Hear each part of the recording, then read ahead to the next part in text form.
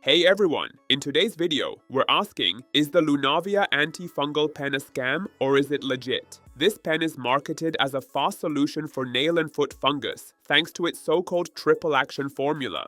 It doesn't require a prescription, which sounds convenient, but maybe a little too good to be true. One big red flag is the price. You're looking at around $60 for just 3 pens, while proven antifungal treatments at the drugstore can cost under $10. On top of that, they push unnecessary monthly subscriptions. The product also claims to be doctor-approved and clinically proven, but there's no real evidence or studies to back that up. Many of the online reviews feel fake or scripted. Some are even tied to Amazon's Vine program, which can make them less trustworthy. So, what's the bottom line? The Lunavia pen isn't necessarily a total scam, but it's overpriced, overhyped, and not backed by solid proof.